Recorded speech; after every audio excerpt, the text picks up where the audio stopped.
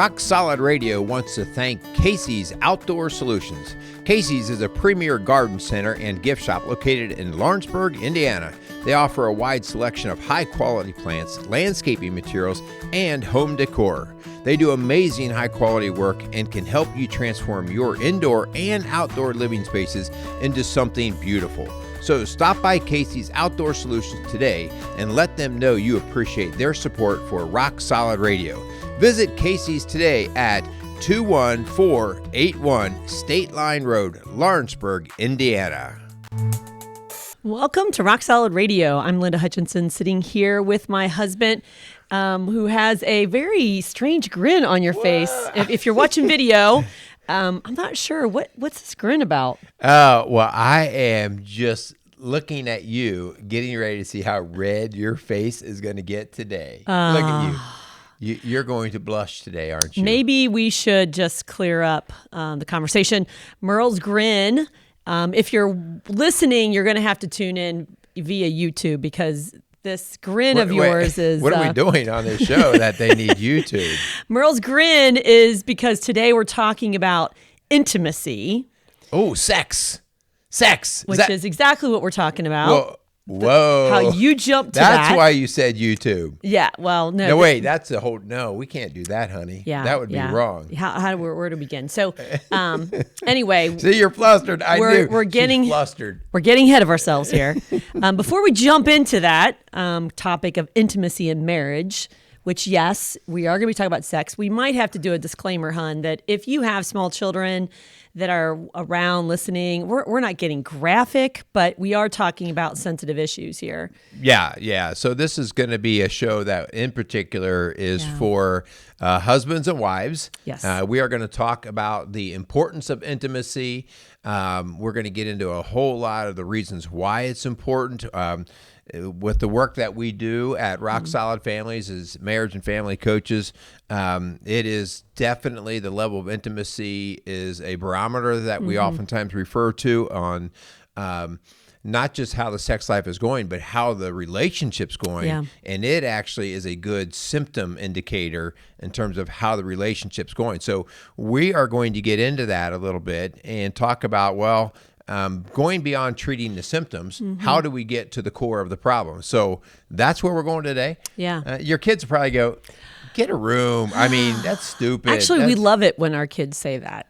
Well, yeah. Because it means that there is life still in the relationship. All right. Before we get all weird and everything, let's just thank our sponsors, and then we'll get into a couple of announcements because this is going to be a show filled with a lot of good discussion, and one that we're hoping that if we can help you out, whether you have questions or just want to have some discussion about what this looks like in your house, maybe seeking out a little help would be a good thing to do, and you can do that with us. So we just first want to start with we got to thank our sponsors. So thanks to our newer sponsor that's come on board here in 2021, Casey's Outdoor Solutions. Casey's is just an awesome place.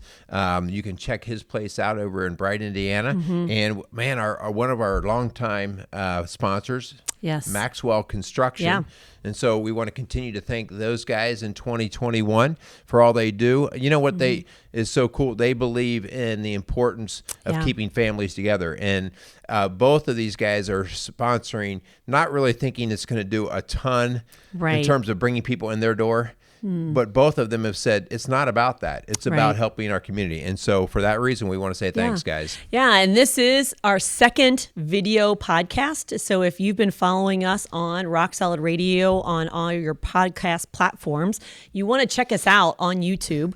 This is our second video. So if you're not watching us, if you're just listening to us, you're missing our beautiful studio that is still in progress. I thought you were going to say beautiful face. Yes, well, that's yours, babe. But you haven't ripped on me for my clothes yet. No, because you actually dressed up today. I did. I'm kind of lumberjackish today. Oh, he's got a lumberjack look. But we're working on our studio. We're waiting on our logo and stuff that's going to go here in this blank space we've got. So you did let me get a tree. So what do you guys think?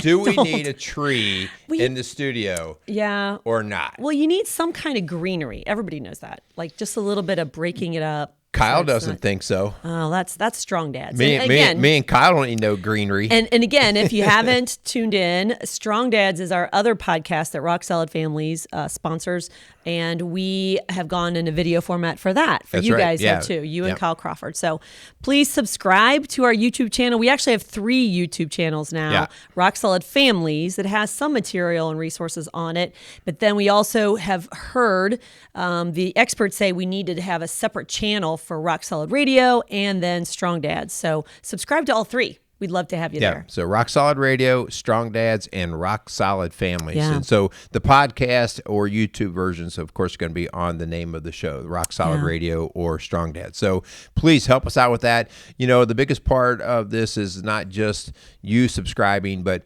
you know, the bottom line is this is resource based. It's informational. Mm-hmm. If this is helpful to you or you recognize it being helpful, it was interesting. I worked with a couple the other day, and they were talking about how stuff that we've done to help them, and now they're helping other couples. And really, that's what this is about. I mean, this is not like, it's not like we've got a corner on the market here. If we can help you help somebody else, then let's do it. This is about better families. That's funny you said that, hon, because I actually got a call just the other day from someone who had been referred by one of our clients who said that her friend has been giving her these tools and resources and learning new skills. Yeah. And she said, I feel like I need to come in and learn them myself. But she has been sharing, her friend's been sharing these shows and teaching her some of the things she's learning. And so that's what we do. That's the whole goal, is that we equip and encourage and support one another in this mission of strong and healthy families. Yeah. So that's why we're here. So let's get rolling about sex. I mean, wait, you wanted to call it intimacy. Yes, because that's a guy says, dude, we're going to call this sex. Okay, well, that's why we're doing this show. Because honestly, man, us guys probably got it wrong again. We kind of avoided some of this conversation because it can be so controversial, and for some it's very awkward. I mean, it's like the talk. We've gotten kind of over that. Like, we'll flat out ask you, when's the last time you had sex? Whoa. And some people are like, oh my gosh. I mean, we won't like ask that the minute you walk in the door, but if you're working with us, within a second minute or so. Oh, stop it. But it can be awkward, right? And for some, it's very private. But it definitely is very telling, don't you think, hon? It is very telling. And, you know, it's telling because, as we're going to get into, in order to be close to somebody, in order to let somebody, even in your personal space, hon, I don't know about you, well, I know we're both kind of protectors of our personal space, but I'm a big protector of my personal space. I don't like people touching me unless I kind of gave permission to be touched. Yeah. Well, we're going down. I'm not talking, very strange road right now. I'm like, have you ever met somebody who they come up and when they say, hi, how you doing? They're like right in your face. Oh, yeah. We should do this like. No. See, that like freaks me out. I don't want to be doing that. There's a time and a place, Linda. I know. And so getting into somebody's space is difficult. And if things are not right, people won't allow it. They will reject it. And we see it in marriages all the time. Yeah. And so it becomes part of a leverage, a manipulation. It can be used as a weapon. So there's a lot of things that go on here, and we're going to get into that a little bit more. And the reason why I wanted to use a different word, hon, than sex is that intimacy is much more than sex. There you go. And you're making it difficult again. And it doesn't even have to involve sex, because sometimes... Whoa. Wait. Seriously, honey. Guys, I'm sorry. She's ruining the show.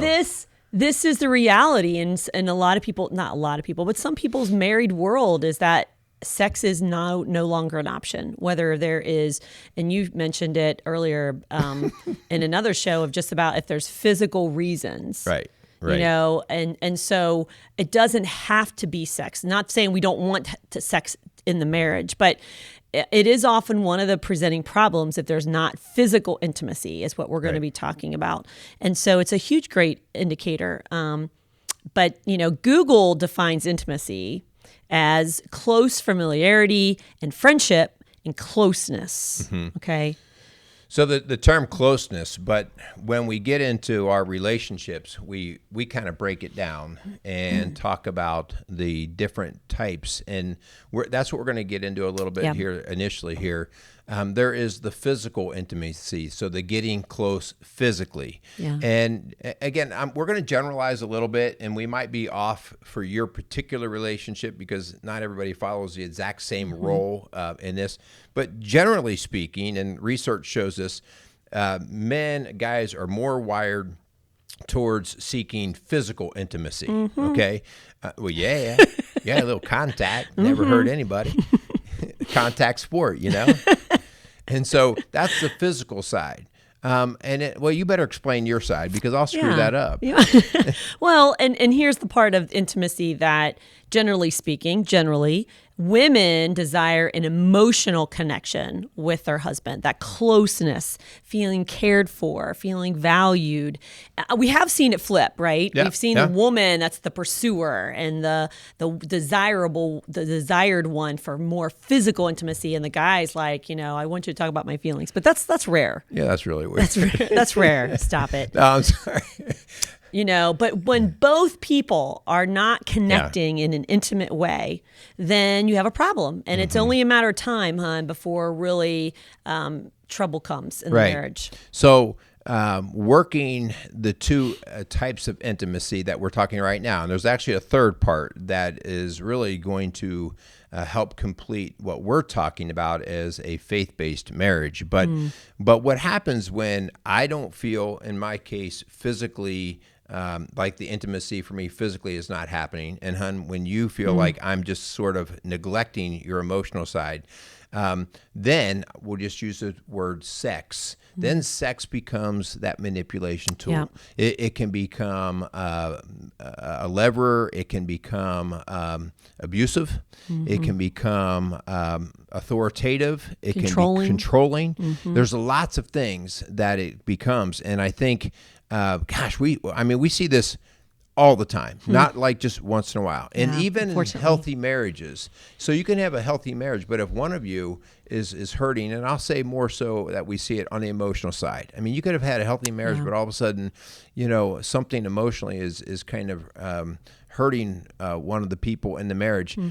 Sex just ain't happening, right? And so it falls out of favor. And part of our discussion here is why we need to keep it back in favor, why we need it, because it does feed both people and it feeds the marriage. Hon, I was thinking about this topic, and I'm not using a specific example of anybody, but let's pretend that I lost my grandma and we took off work to go to her funeral.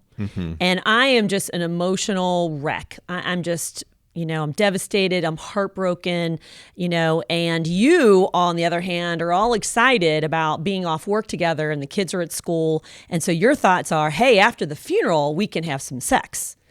And so, again, I'm not using this as a specific example, but I'm just saying that, I'm devastated and emotionally I'm wrought, I'm just, having a hard time. And then you're thinking, hey, physically we can be together. But if emotionally, I'm not emotionally there, I'm not going to enjoy that. I'm not going to, again, if you tap into the emotional piece, maybe just cuddle me and hold me and tell me it's going to be okay and I know you're having a tough day, that might emotionally draw me in.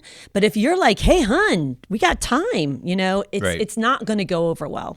Right. And I mean, that's part of reading each other. Yes. And understanding what the needs are of each other. So we're going to get into that a little bit more. But, we make no bones about it. We are a faith-based ministry, and this is a faith-based show. And in this particular topic, this is very important, and it's important because the world's view has weighed in on this topic from every angle with a lot of intensity, and it has become commonplace to think just like the world does. And in fact, if you don't do it the way the world does, there's something wrong with you. Here's our point: the way the world is doing it, the facts speak for themselves. It's not working, and it's falling apart. And so God basically created this whole thing called marriage and created this whole thing called sex, whether it's on the physical or the emotional side. So he created it. And emotional sex? Emotional intimacy. Well, hey, aren't they the same? I'm getting all tripped up. Yeah. And so the idea that he's created it means that it is something very important and valuable in his world. And so in 1 Corinthians, we want to read this because this actually right away steers away from the worldview. Okay. Yep. And so our work, when we work with people, we go, well, I've got my idea or my opinion, but let me run it by God's word, because if it doesn't coincide with God's word, I might be off base on it. And so this is a typical scripture that really helps us get grounded in how we're supposed to treat and think about sex. So 1 Corinthians 7, verses 3 through 5. The husband should fulfill his marital duty to his wife, and likewise the wife to her husband. The wife does not have authority over her own body, but yields it to her husband. Oh, right there, we'd like to stop, right? We'd like to stop. No, not so lucky. Yeah. In the same way, the husband does not have authority over his own body, but yields it to his wife. Do not deprive each other, except perhaps by mutual consent and for a time, so that you may devote yourselves to prayer. Then come together again so that Satan, listen to this, so that Satan will not tempt you because of your lack of self-control. So there's a very clear statement about our bodies are shared, and our bodies are need by each other. In marriage. All of this is based in marriage. It's not even based in dating or dating for a long time or living together. Or it's based in marriage. Dating with benefits or something like that. Friends with benefits. Friends with benefits. Why buy the cow? You get the milk free. So anyway, the idea here is very important for us to see how God looks at this. And this is not to be used as a tool of manipulation. It is to be shared commonly among the couple. Yeah. Can I speak to that for a second, hon? Because, this is really an issue for a lot of women. Their feeling is like, hey, you don't get any. You don't deserve any. And I'm just going to withhold it from you. And it says, do not deprive each other except by mutual consent, and only for a time. I'm not going to justify a man going outside the marriage, but he has physical needs, just like women have emotional needs, and vice versa. And so it needs to be met by our spouse. If it's not met by our spouse, then you're going to see trouble and you're going to see conflict come. And so this scripture tells us, like, we are to be one flesh. We're to look at what the needs are of our spouse and to fulfill those needs because of how Christ wired us and designed our marriage. But guys, I'm going to call us guys out on this, because right away we can get the idea that when we read this, that it is just about us being physically quenched in this area. And this only works when we are quenching the emotional need for our ladies. And so if we miss that part, we're not giving ourselves fully to our wife, okay? Right. We're not giving, when you give somebody something, you're giving something they want to receive. Yes. Yeah. And so if you're just giving yourself to her and she's like, this is not this doing much for me, then yeah. that's not giving, okay? And so we really have to be careful about how we're fulfilling this. When we do see it, work well. Yeah. I mean, you see people fulfilled. Yeah. You see compassion for each other and a willingness to serve each other like never before. We love to see couples that have been married for 50 plus years and their sexual intimacy is still rocking it. They get a little grin on their face. Yeah, it's kind of cool. You're like, okay, that's weird. And so it's not weird. I love it. It's not weird at all. And so it's unique. It's that whole idea that the two really are one, and they build each other. They fill each other. Yeah.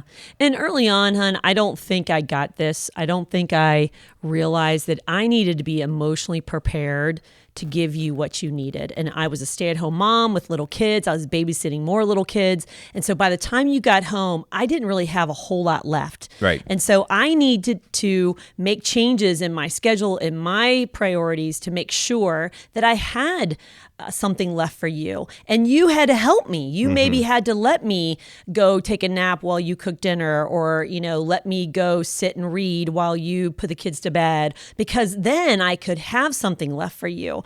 But us moms, I'm just speaking to the ladies, we think we're super women and that we can do it all. We can work all day, come home, cook dinner, put the kids in their baths in bed, and then their husband's kind of going, hey, honey, and you're like, I don't have anything left. And that's not fair to your husband. Right. Well, and then he takes that wrong, but since he's rejecting the news, then he's being a jerk to her, or he's kind of a sourpuss about it. And the next thing you know, that is not fulfilling your emotional need. Right. You're already wiped out. And so that's just adding one more burden of inadequacy, of just lack of self-esteem for yourself and for the marriage. So anyway, what helps us bring this together is the third, and maybe in many ways the most important part for this to be long lasting. So what brings it together is what we refer to here as spiritual intimacy. And spiritual intimacy here is the idea that God is involved. That it's not just my physical flesh, Linda, or your physical flesh. It's that, no, we're going to invite God into this, and we're going to let God be the glue, and his word, as we spoke to earlier, be essential in what we're doing here. Super glue, I call it. I really believe it's the Gorilla Glue of our marriage. You know, we believe at Rock Solid Families that the super glue is the spiritual intimacy, inviting God in. I mean, you know, Genesis 2:24 says, therefore a man shall leave his father and mother and, you know, hold fast to the wife, and they shall be one flesh. Like, we're called to be one flesh. And when you are one flesh, there is no division. There is no conflict, because you're one. You're united, and spiritually, physically, emotionally, and that is beautiful. Right. Yeah, I describe that all the time when I'm working with couples, as the idea of, if you truly start to understand what the one flesh means, the two become one. And I tell you, this is another world message. I'll be myself, you be you. Okay. Well, I mean, in a physical way, yeah, well, I get that. But if we're really going to be connected spiritually, I kind of use this analogy all the time. If Linda stubs her toe, I need to feel that pain. And what that means is I'm in tune when she's not feeling well, when she's tired, when she's emotionally distraught. I feel it, and I also own a portion of that. I connect to it. And vice versa physically, okay? And whether I would be exhausted or tired or hurt or whatever, that it is not just disregarded, but it is like, okay, this is my partner and they're struggling right now. Right. When we start to understand that the two become one, then I will be much more in tune with taking care of the needs of not just myself, but to take care of my partner's needs. And, you know, and this is where women struggle, I think, because guys have this physical need to have sex. And so if it's all about their release and their need, and it's nothing about their partner's needs, their partner's heart, or pleasing the Lord, glorifying God. I mean, like you said, hon, why buy the cow when you get the milk for free? Why get married and commit to a woman if he can have sex with her and not have to marry her, not have to commit? And that doesn't glorify God. And that steps outside of God's plan for this intimacy we're talking about. Yeah. It really puts your heart out there to be trampled on. Right. And that's where we get seen a lot of hurt. And as you said earlier, once one of us or both of us are hurt, we abstain, we control, we become nasty with the whole sexual intimacy part. Yeah. When it all comes together, when I'm emotionally connecting, Linda, to your needs, when you're physically connecting to my needs, and when we are spiritually basing this together and understanding that we're constantly reading each other, then it's good. Yeah. And again, the super glue only works when we're talking about the marriage bed. Okay. He's not going to bless your unfaithfulness, your lack of commitment. You know, this is a husband and a wife. This is a man and a woman. God is going to bless that marriage bed. He's going to bless that union, because in his eyes, in God's word, that's one flesh. Right. Sex outside of the marriage bed is just that. It's just sex. It's not sexual intimacy. It's not spiritual. It's just sex. It's an act. And so that's why it's not blessed. And that's why all the time it leads to disaster, hurt, and pain, and destruction. And so if you don't believe that, just look up any statistics manual on marriage and families, and you'll quickly see that. So this is really nothing new to us. It's one of those things that we try to cheat. Like, it's almost like eating sugar. You know, if I eat a little sugar, like, will I really get diabetic or fat? And well, you know, I'll hedge my bet. And that actually leads me to my next point. Our next point is that And everybody's different. People have asked us before, like, how much is good sex? Like, how often, how regular, how long? And we can't answer that for you. Do you want me to define that? No, I do not. Do not.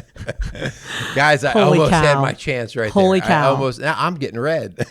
But it's kind of like your body temperature. Talk about that, because you're the biology teacher. I mean, that is important. Like, we never go through and look at a couple and say, well, you should be having sex 3 times a week or every day or once a year. We don't say that, because what makes it work is when it works for both of them. And so part of that is the two of you coming together. And so you have to be really careful about reading magazines, about looking at all of what's the average? Comparing. What's the average? Just like body temperature. I mean, the average body temperature is like 98.6. If I'm running 98.6, I got a small fever, right? I mean, all my temperature's always in the 97s, always. And so, if I'm 99, I'm smoking hot, So you are smoking hot, see, babe. there you go. So anyway, that is the same kind of idea. Be careful looking at what everybody else is saying. The most important thing that you can do in this situation is have some conversation about, well, what are our needs? Yeah. What is our temperature? Right. And that's what our first recommendation would be, is to sit down and really have honest conversation about, how are you guys doing physically? How do you feel? What's going on in your heart? Emotionally, do you feel like your partner is gentle with you and patient with you? Or is he rushing? Is she rushing into something that you're not ready for during the day? We tease about this all the time, hun. Guys are like, in our experience, most guys are like microwaves, and sometimes you just got to push that add 30-second button, and we got some heat going on. 15. But girls are more like crock pots, and you kind of have to turn the crock pot on and let it. What about that Instapot? Does that come into this conversation at all? That's Holy not going to work cow. either, is it? Oh, man, we're trying to work it. No, you're not. But, But I think also along that line, it's important that you have the conversation, right? But also, you've got to be serious and honest in this conversation. One of the greatest frustrations I know that men run into all the time, they'll say, I do want to try to please her. But when I ask her what she wants, she says, I don't know. I don't know. Ladies. And so you have to speak, whether that's how to stimulate, how much warm-up time is needed, how frequent, and if ladies or gentlemen, but in the case that I'm thinking here is the ladies going, I don't know.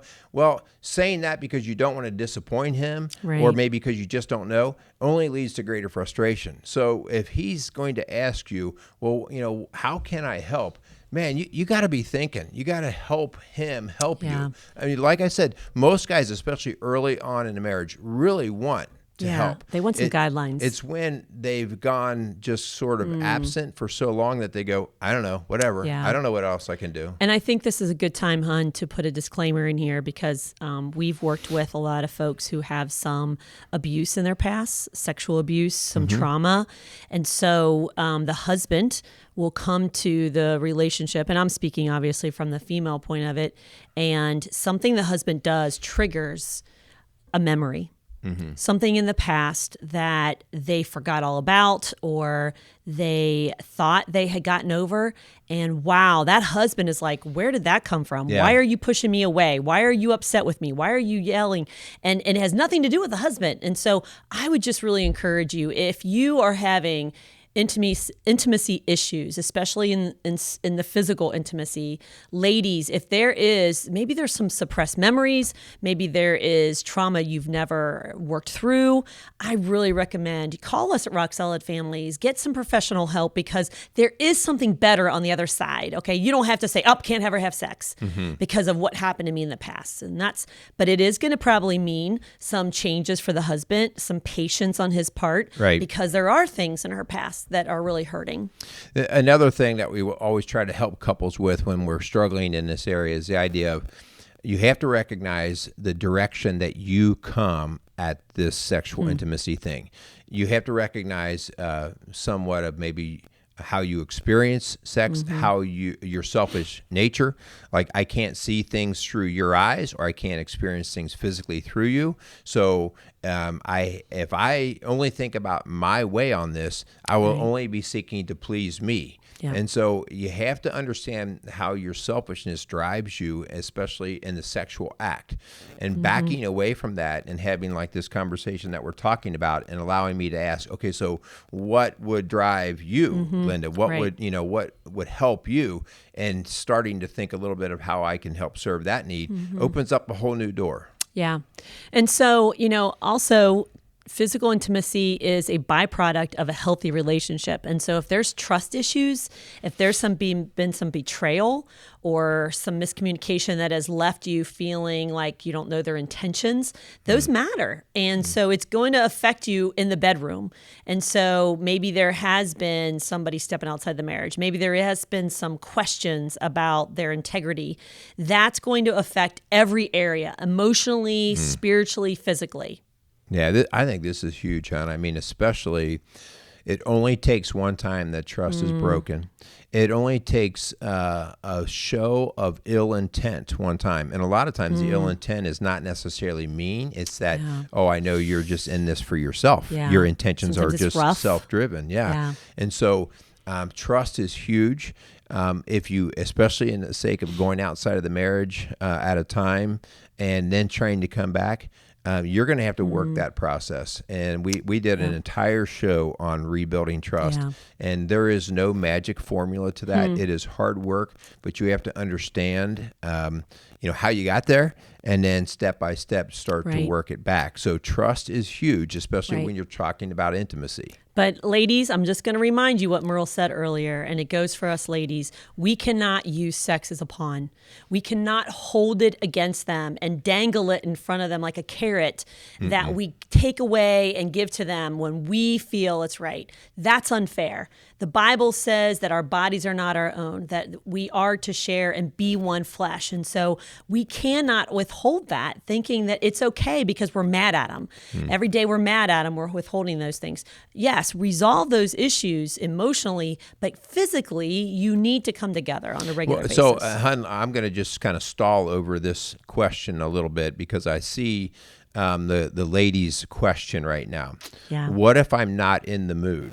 Okay, Right. Because we're talking about the importance of mood for a lady, and so what if I'm not in the mood, but he's Good knocking question. on my door? So what is your best advice? I'm certainly not going to, from a man's chair here, I'm not going to say just do it.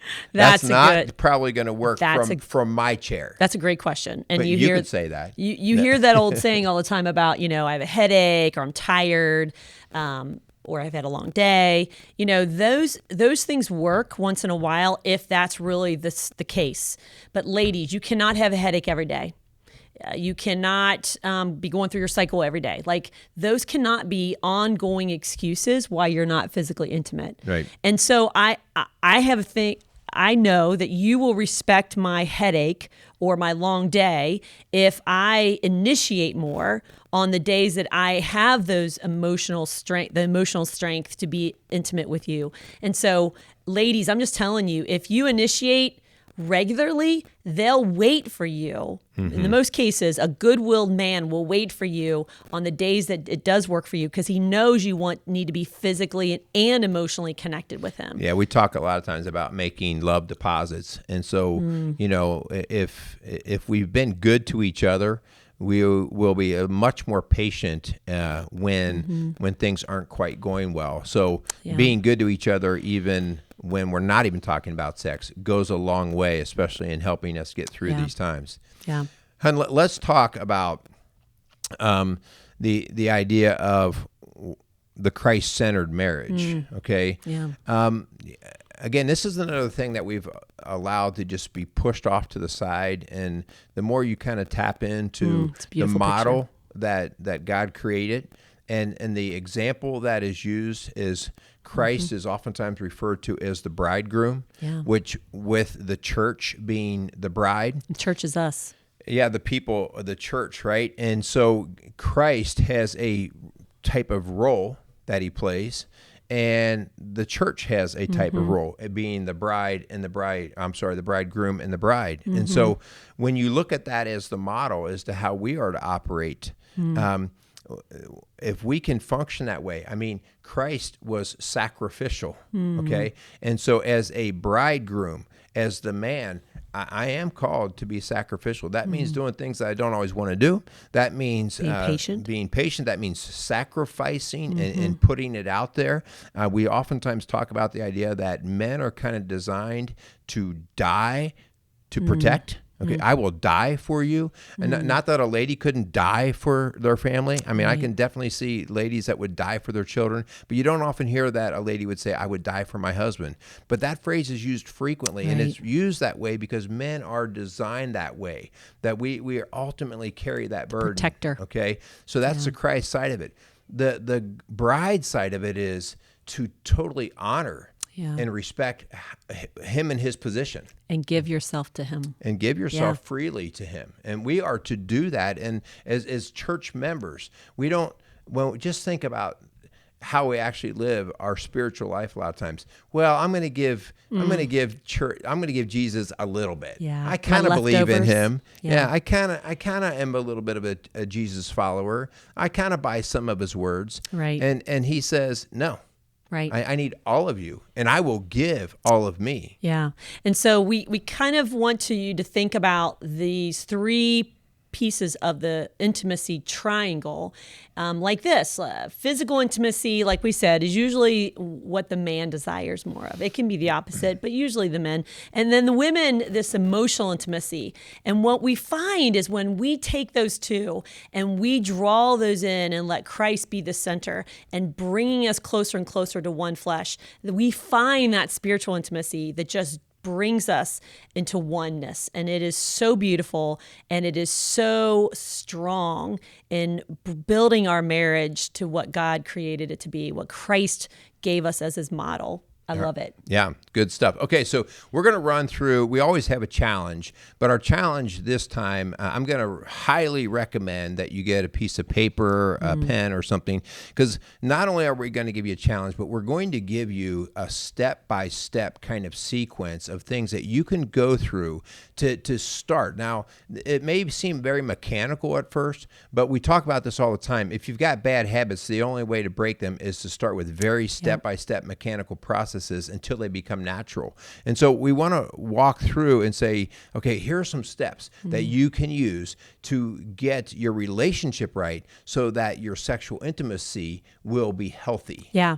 So first thing is to approach your spouse and ask them, can we set up a time to talk? Yeah. You're not going to come at them when you're not getting it or when you're rejecting your spouse. It's a different time where you say, hey, can I need your help. Can we talk?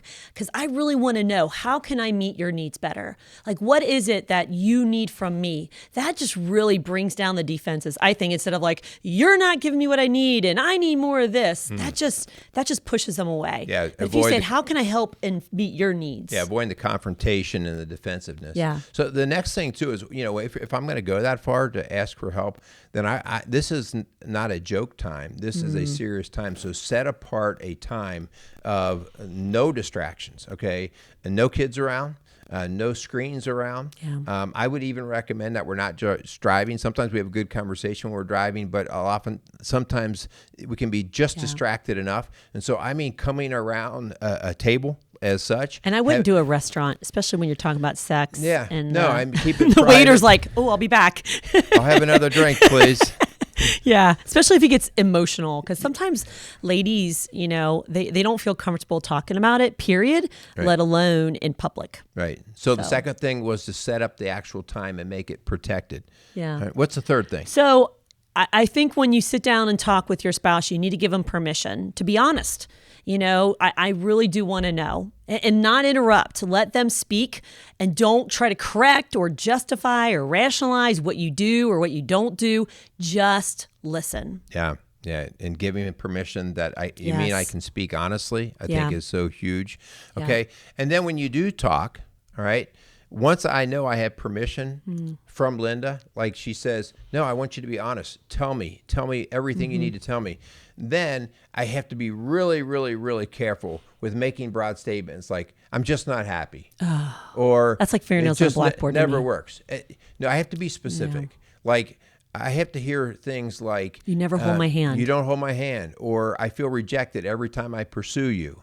I have to be specific. And so as Linda just said, once I get specific, the person who I am delivering that to, do not defend that. Just listen to them. Okay, so I need to correct myself because I would be yelling at not yelling. I would be correcting a couple if they said that way. I want you to use your I statements, okay? I don't want you to say, you never hold my hand, okay? I apologize. That's not what I would have you say. I would rather you say, I love it when you hold my hand. So again, it comes off positive. It comes off, proactive. Like, this is what we can do. Don't accuse him of never doing that, but let him know that means a lot to you when he grabs your hand, maybe in the car or sitting next to you at church, that really means a lot to you. Right. Okay. So the next part is actually avoid. Don't. Well, we already did that, but that whole idea of avoiding improper humor, poor sarcasm, and here's not why a good I'm time for saying sex this, jokes, because a lot of times this is, as we talked about earlier, this is a tough conversation, and a lot of us like to deflect. We're like, I don't know if I want to have this conversation, and a lot of us throw in either sarcasm or ill-placed humor. Oh, yeah. And when we're going down this road, when you're dealing with people's emotions, this is not the time, because as soon as somebody starts cracking jokes, they've minimized what the other person has brought to the table. And so I'm going to ask all you jokesters out there, which I happen to be one of them. And so I've learned through trial and error that humor has its place. And this is not one of them. Yeah. Okay. Especially if there's trauma. Yeah. Because, you may think it's just a joke that, you scare your spouse, but to them, it's traumatic. Yeah. And you don't want to minimize that. Also, then we want you to start some small practices of just really building that emotional intimacy by just 15 minutes a day. We've talked about this in a lot of shows, but what's super important, if you just commit to every day taking a temperature read of your relationship with your spouse by sitting down uninterrupted, at least 15 minutes just to check in and to catch up. It does not have to be like, well, what should I say? Just talk about your day. Yeah. Literally just talk about today I got up and I went to work and so on, because it's really not all the words that are coming out of your mouth that's important. What's really important is for us guys, it's very important that we're looking at the heart of our wife and we're reading how the emotions are rolling through that day, okay? And so it doesn't take me long at all to hear Linda speak, and by looking at her posture and her eyes and her tone, for me to go, oh, okay, today we're kind of in an emotional deficit, or today, man, we're flying high, okay? And then to tap into that in the way that allows you to both enjoy and celebrate that. And if not, you can still encourage and help her. Like if you had a hard day, for me to go, well, I hope it gets better tomorrow. I'm going up for a run. Yeah. But to say, hey, something as simple as, what can I do for you? Yeah. Or I just know for a lot of ladies, it's just a matter of, hey, come here, let me, give me a hug, or, hey, can I hold you? Because sometimes you don't have answers. You don't have to fix it, but it's just a matter of being present. Yeah. Just know that somebody's out there and they see your emotion. Yeah. Another thing, especially with all of us, all of this is under the supposed idea that we don't even know what perfection is. And so none of us are perfect. And so we are going to screw this up. Sometimes you're going to say the wrong thing. Sometimes you're going to miss the mark. And so please avoid keeping score on how perfect you've been and how ill-perfect your partner's been. Yeah. Listen, I mean, that gets exhausting. I can't even tell you how many times I've heard somebody say in a counseling session, I'm just not enough. I'm not good enough. I mean, I screw up every day, and she points it out or he points it out. And so you've got to get rid of the scorekeeping, get rid of your little Patty Perfect attitude, because that is not helping this situation. I've actually had people who have kept score. Like they've kept track how many times they've had sex or not had sex or what they've done to their spouse. And man, you're never going to win. Neither one of you are going to win. Your marriage isn't going to win if you're keeping track or keeping score. Supply some grace. Yeah. because like you said, no one's perfect. Yeah, always be able to supply that grace. Yeah. You might have to supply it today, but I bet you they're going to supply it tomorrow because we're just going to need that. So, extending that, hey, it's all right. It's no big deal. Okay. Let's stay with it. So I got one more, and I'm just telling you. Wait. Are you surprising me with something? I'm just telling you, there is nothing sexier than a couple who pray. Let me write this down. A couple who prays together. Oh. It is sexy. I mean, guys, if you want to get to your woman's heart, grab her hand and say, hey, let's pray. And just pray for her by name. Pray to the Lord and just say how special she is to you and how thankful you are for her. Oh my gosh, that builds physical intimacy and emotional intimacy faster than ever. I've got a confession. What? Oh no. So sometimes the Bachelor TV program is viewed at our house. Okay? Boy, you are getting... I'm going out there. By both of us. You started. And something happened in this year's start of the show that I don't think I've ever seen. I have never seen it. And I might have watched it for a while. Yeah, maybe. And at the start of the show, when the gentleman was meeting all the ladies, he did something that was unprecedented, and that is he got all the ladies' attention. And I point this out for a reason, so hang with me. Don't turn us off yet. He said, I want to pray for all of us. Now, whether you agree with this whole show premise or not, that's not my point. Especially if he ends up in bed with them. Yeah, that's not my point. My point is this. He prayed. He prayed out loud for that entire group of women. Okay. And then when they were done, there was woman after woman that were in tears. Right. Emotionally moved and actually stating on camera, yeah, I can't believe he did that. That was beautiful. That was sexy. And so I point that out because when you're speaking to God about your partner, there's nothing more intimate. There's nothing closer. And because it's not like when I'm praying to Linda. I'm praying to God about Linda and being thankful. And so the idea that she thinks that she is held in such esteem that I can talk to God about her is just a pretty cool thing. And when I was in the seminary, one of the statistics that I've mentioned before, because it's such a profound one, is that couples who regularly pray together, less than 1% divorce. Less than 1%. And the reason I believe is because if you pray with your partner on a regular basis, it's super hard to, one, be mad at them for long. I've tried to be mad at you before, and you grab my hand and say, we've got to pray. And I'm like, I don't like you right now. Let's get over it. and then the other one is to lie. It's hard to lie to your spouse when you've invited God into the conversation. And so that just builds intimacy. It creates transparency and vulnerability into something so beautiful, so sexy. I'm just telling you, I've had more couples who have taken me up on this challenge and have come back and said, it's the best thing we've ever done for our marriage. Right. And it's brought us closer than we've ever been before. Because of the third intimacy, the spiritual intimacy. And so, well, we've made it through, okay?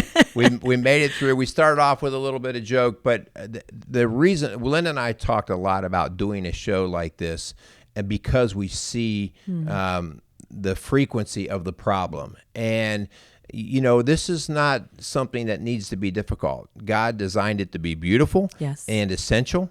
And so we have to get back on his page to make it work right. And so we felt like, let's do this show, let's do it justice, and let's see what we can do, help people to get back together again and be sexually intimate through both physical, emotional, and spiritual intimacy. And as we close, I just want to remind you, if this isn't your issue, it is somebody's issue that you know. And they may not be talking about it. It's like the elephant in the room for them as a couple. And so please share the show. It's so important. It can be viewed in the privacy of their own home, in their own car. They don't have to tell anybody about their problems. So it's really important that we get these messages out because we want our families and our marriages healthy and strong.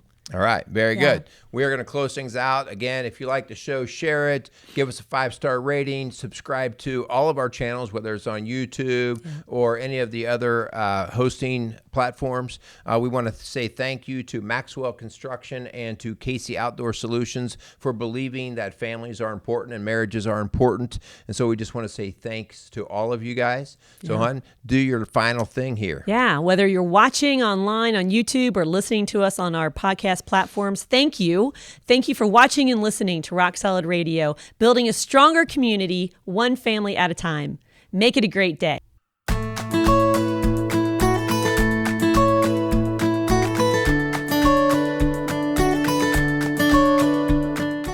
Rock Solid Radio wants to thank Maxwell Construction, who has been our sponsor since the very beginning. For over 30 years, Maxwell has delivered the highest quality projects by holding to their core values of customer satisfaction, positive attitude, respect, and excellence. So if you have any kind of commercial construction need, give Maxwell Construction a call today at 812-537-2200.